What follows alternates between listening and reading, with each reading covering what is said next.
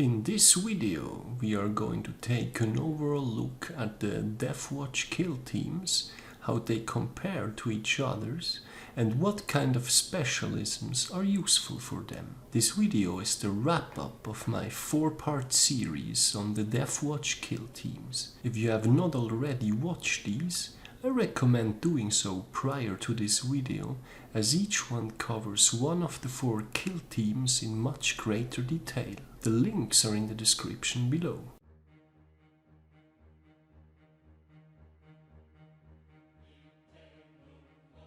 Welcome to SwissHammer, your channel for modeling in Warhammer 40k.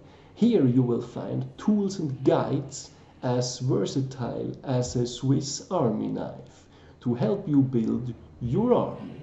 My name is Temmer and I will be guiding you through this video. In case you end up liking this content, please feel free to subscribe. With that out of the way, let's get started. Based on the much appreciated feedback of you guys, I will start with a few clarifications and corrections that came up over the course of the series. For the Fortis Killteam, for as long as an Outrider is in the squad, the whole unit gains access to the fallback and charge stratagem. I did briefly mention that the Outriders have access to it, but it may not have been obvious from that comment alone that it can be used with the other units, just like in the other kill teams.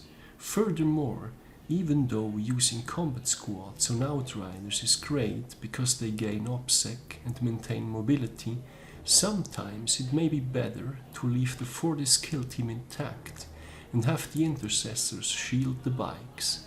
The good part about using combat squads is that you can decide prior to the deployment, when you already know what kind of opponent you will be facing. For the Spectrus Killteam, I mentioned that the whole squad gains access to the Incursor's multi-spectrum array for as long as an Incursor is present, because that ability applies to everyone in the unit as per their original datasheet. However, this is incorrect and a good example why interaction between the different units in a kill team can be quite complex. In the Spectrus kill team entry of the Deathwatch supplement, it states that the following changes apply. The multi-spectrum array ability only applies to Incursors in this unit. This means that ultimately the Incursors in the Spectrus kill team get access to a changed ability and not the original one on their datasheet. Along those same lines, including a Reaver in a Spectrus kill team prevents them from using the Terror Troops stratagem because they do not gain the Reaver keyword, which would be required to use the stratagem in the first place. They do, however, keep the Terror Troops ability on their datasheet, which is a leadership penalty and not to be mistaken with the one that lets you disable OPSEC on another unit. This is just one more nail into the Reaver's coffin. With that out of the way, let's take a look at the different specialisms available to the kill teams. First and most importantly, the values of these have been lowered in the December FAQ, so the ones listed in the printed supplement are no longer accurate. Furthermore, when using combat squads, the specialism will apply to both combat squads. This has been clarified in the January FAQ of the core rules. These specialisms are essentially an extension of the Xenos Hunter chapter tactics. In case of the Aquila specialism, you can pick an additional role to what's already active for your army. The remaining specialisms focus on one specific battlefield role, but they let you reroll all wound rolls in case the same battlefield role has already been selected as a chapter tactics. For instance, if you put the Dominator's specialism on a kill team and you select Elite as your chapter tactics, then that unit gets to reroll all wound rolls against elite units instead of just rerolling once. What's important to remember though is that you can only assign each specialism once across your whole army. Picking multiple specialism can become quite costly, therefore it is important to consider whether it is worth picking them over just taking an additional model or war gear. Depending on the list, I still think that some of them are worth considering. For instance, when investing heavily into an Indomitor kill team and giving them hit rerolls with a Watchmaster or Captain, further investing into the Malleus specialism can turn them into a real vehicle nightmare. If you know that you are facing such an opponent, then this kind of investment makes perfect sense.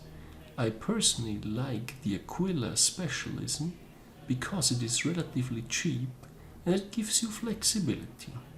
This is especially beneficial for a unit like the Spectrus Killteam with sniper rifles on the Eliminators, as you may be looking for targets of opportunity such as characters, or end up targeting a variety of other units if your opponent is hiding all the characters or doesn't run a character-heavy list. But as a rule of thumb, I don't recommend going for more than one or maybe two of these, but instead make good use of the chapter tactics instead, and then use a specialism on top of that for one of your key units. When choosing kill teams, one thing to consider are the overall points costs.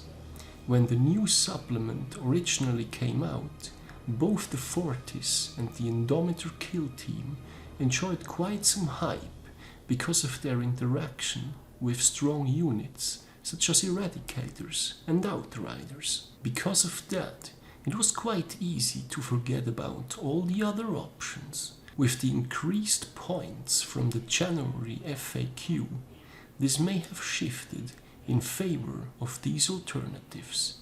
Eradicators, Inceptors and Outriders all went up by 5 points, while Eradicators are still perfectly viable and Deathwatch doesn't get access to Devastators anyway. The Outriders have increased to the point where running multiple Fortis kill teams with them might just no longer be an option.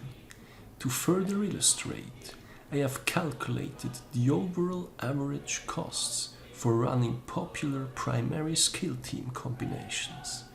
This includes the Fortis Killteam with Intercessors and Outriders, the Indomitor Killteam with heavy Intercessors, 4 Eradicators and 1 Inceptor, as well as a Spectrus Killteam with Infiltrators, including a Helix Adept, 4 to 5 Eliminators, and or a single Incursor with Haywire Mine.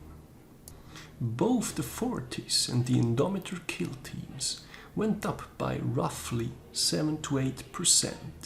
In contrast, it is possible to get a relatively cheap Spectrus Killteam with Eliminators equipped with sniper rifles. But even when going all out with Las Fusiles and the other goodies, the Spectrus Killteam remains comparably cheap. Now, obviously, the different kill teams serve different roles, but it is worth considering when thinking of stacking up multiple Fortis or Indomitor kill teams, rather than looking for a more balanced and cheaper alternative. 9th edition leans heavily on scoring objectives, and having extra bodies matters.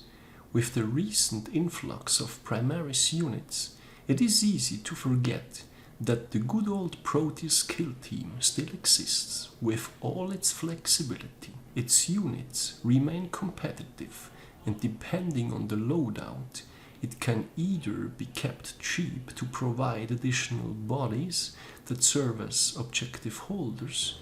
It can offer mobility through veteran bikers, which are still cheap, or include the heavy hitters like Terminators. To wrap things up, the Specialisms are a decent addition to key kill teams, but because of their point costs, should be chosen with care and balanced against bringing additional units. The January FAQ increased points for Eradicators, Inceptors and Outriders by 5 points each, which can especially be felt in the Fortis and Indomitor Killteams.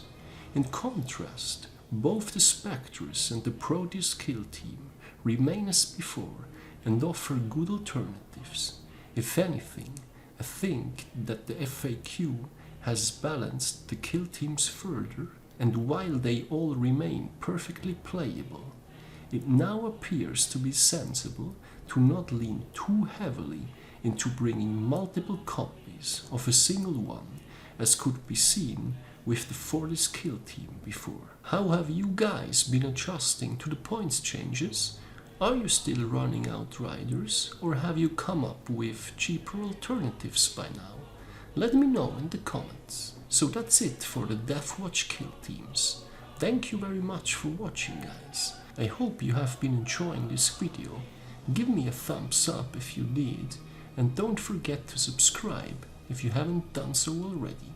Thanks again, and see you next time.